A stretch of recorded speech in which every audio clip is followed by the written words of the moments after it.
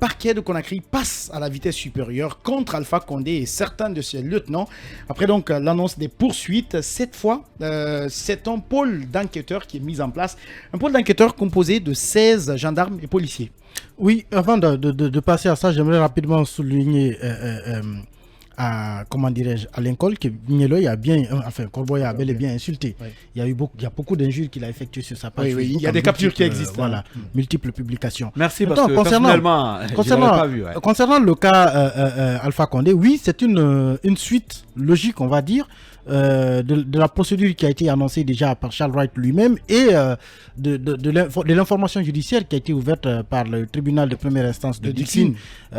Évidemment, on a fait les appels à témoignages, on a fait des appels, on a fait ouvert des informations judiciaires, demandant à des gens de venir, on va dire, dénoncer ou plutôt peut-être apporter des informations qui puissent permettre à la justice de faire la lumière sur ces crimes de sang. Le FNDC en a déposé beaucoup et la justice a décidé d'abord d'utiliser cela comme une base pour partir.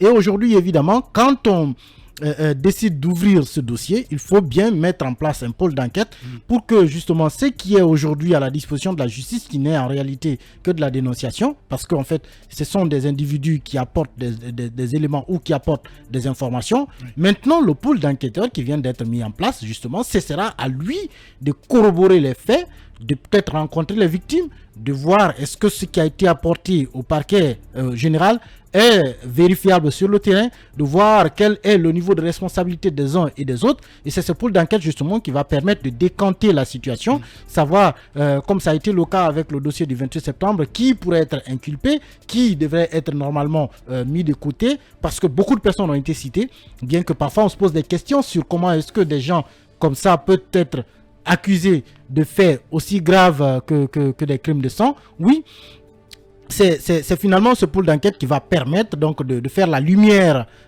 sur, en tout cas, récolter les éléments nécessaires à la tenue d'un procès juste et équitable. Donc une suite tout à fait logique de l'information judiciaire déjà ouverte. Suite logique de l'information judiciaire, mais est-ce qu'aujourd'hui on peut dire que c'est un pas vers le soulagement des victimes de manifestations de rue ces 11 dernières années? Oui, vous savez, le Guinéen n'a plus confiance à ses institutions, le Guinéen n'a plus confiance aux Guinéens. Même à un moment donné, lorsque tout cela a été quand même dit, cité, les gens avaient des réserves comme quoi cette justice pouvait être peut-être une sorte de tromperie ou de duperie. Mais aujourd'hui, c'est un pas, en tout cas, c'est un grand pas. Le fait de mettre en place ce pôle d'enquêteurs. Et ça soulage non seulement les familles des victimes, ça soulage d'ailleurs tous les défenseurs des droits de l'homme. Vous savez, notre pays ces 10 dernières années, d'ailleurs, même pas seulement depuis le régime Lansana Conté, pourquoi pas Sékou Touré jusqu'au maintenant, les citoyens sont victimes de violences d'État. Il y a eu beaucoup de tueries en Guinée. Il faut que les gens se rendent compte qu'une fois au pouvoir, il ne leur est pas permis de faire tout. Rappelez-vous aujourd'hui que sont nombreuses des familles qui pleurent, qui n'ont jamais vu peut-être le corps de leurs parents, leurs fils, qui n'ont jamais pu porter le deuil, et l'âme humaine était devenue pratiquement une banalité en Guinée. C'est une façon de siffler la récréation, non seulement pour le pouvoir d'aujourd'hui, mais aussi ceux qui viendront après que l'âme humaine est sacrée. Je crois que c'est très important ce qui se passe. Il faut que la grande suite soit donnée à tout cela pour que désormais il n'y ait plus d'impunité ou de crime de sang, en tout cas dans ce pays.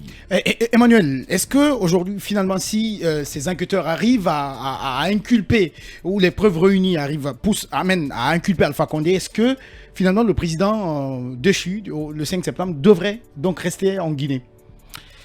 À partir du moment où il est cité dans une procédure judiciaire, évidemment, ça lui impose déjà de rester en Guinée. Mais pour l'instant, il n'est pas inculpé, il faut le dire. Oui, il est juste cité dans une plainte, il n'est pas encore inculpé.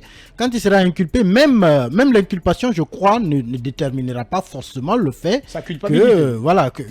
qu'on lui restreigne ses libertés. Vous savez, dans le dossier du 28 septembre, il y a beaucoup d'inculpés qui sont en liberté. Oui. Et donc, inculpation, encore une fois, n'est pas culpabilité. D'autant plus que Alpha Condé, il ne faut pas oublier de toujours le redire, protégé par une immunité de juridiction. Donc, il y a aussi cela qui pourrait intervenir. Mais à partir du moment où il est ciblé dans une procédure judiciaire, judiciaire, je pense que on ne va peut-être pas l'empêcher de partir d'un point A à un point B, mais on renforcera autour de lui un dispositif qui permettra de le mettre à la disposition de la justice quand on a besoin de lui.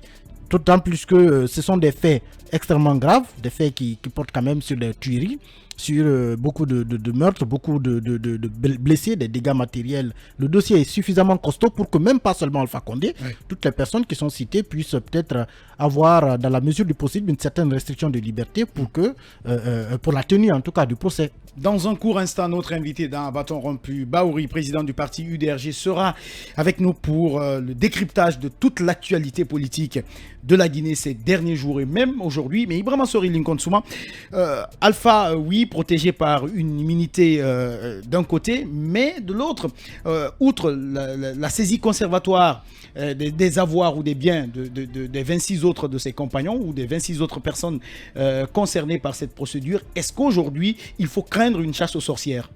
Non, pas de chasse aux sorcières. La justice, peut-être sa démarche consiste à ne pas condamner pratiquement les innocents, mais à ne pas aussi laisser en liberté et quand même les coupables. Forcément, monsieur le président Alpha Condé sera inculpé. Tous les Guinéens savent, il y a toutes les preuves qu'il y a eu des morts pendant son régime. Rien que des discours hier qui disaient, même si on changeait la constitution, dans d'autres pays il y en a eu, ceux qui devraient mourir ou bien sont morts, ou même en cas de mort on partira, il y a forcément la réalité. Oui. Vous avez vu, comment dirais-je, la répression dans le centre des manifestations dans ce pays. Donc tout cela est documenté. Combien de Guinéens sont tombés sous les balles, en tout cas, pourquoi pas d'autres Guinéens pendant le pouvoir d'Alpha Condé. Donc c'est un secret de polichinelle qui doit être inculpé. Mais au finish, la justice n'est pas aussi méchante que ça. Si monsieur le président, pendant son régime, n'a pas pu faire de la justice, en tout cas, pourquoi pas la protection de la Guinée.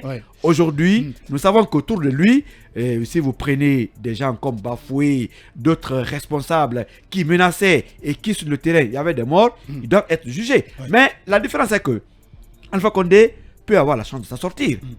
En tant que président, il peut être jugé. S'il est reconnu coupable, peut-être on peut lui accorder des amnesties.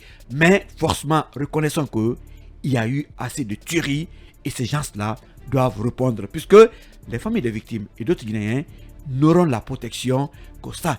Et rappelez-vous que après la transition, d'autres régimes s'installeront. Mais si on ne punit pas maintenant ce qui s'est passé, il y a eu trop de sang en Guinée, forcément il faut condamner.